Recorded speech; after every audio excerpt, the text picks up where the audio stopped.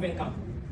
Dans la prospection, si vous n'êtes pas préparé, vous n'avez pas les mots, vous n'êtes pas argumenté, vous n'êtes pas convaincant, comment est-ce que vous pouvez convaincre quelqu'un?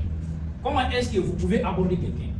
Donc, pour avoir ces éléments-là, tels qu'être armé là, c'est quoi? C'est d'avoir des techniques, c'est d'avoir des stratégies, c'est de vous former très bien sur votre business.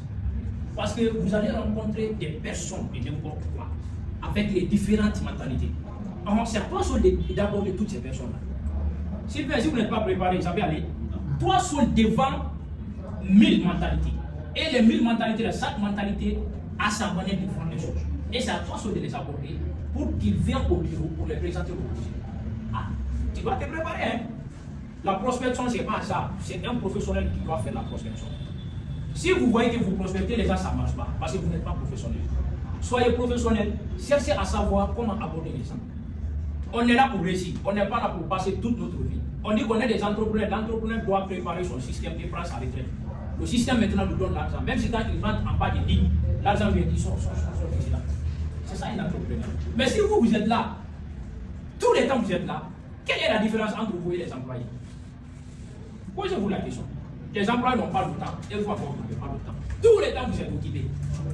Et vous faut passer à l'action dire pour avoir de l'argent. L'emploi aussi, il nous faut passer à l'action dire pour avoir de l'argent. Alors il n'y a aucune différence. C'est pourquoi un entrepreneur a juste quelques temps, c'est pourquoi on dit de se fixer des objectifs avec un délai bien déterminé. Tu réalises, par exemple, tu atteins tes objectifs là pour développer ton système très bien et tu laisses maintenant le système à te rémunérer, à générer des revenus. Et pourtant, en 21e siècle, le projet le plus facile et le plus grand projet dans lequel on peut faire ça rapidement, c'est dans ça comme ça, le marketing des réseaux. Rapide.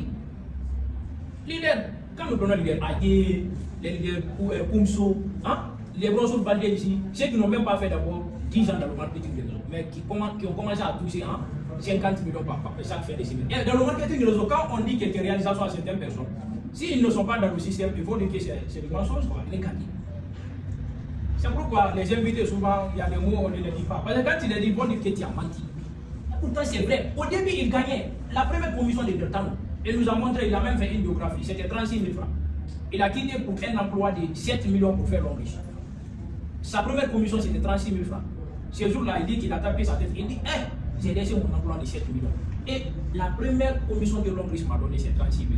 Toute sa famille était contre. Et aujourd'hui, c'est quelqu'un qui touche 30 millions, 20 quelques millions par semaine. Il a construit au village, il est en train de construire ici étage.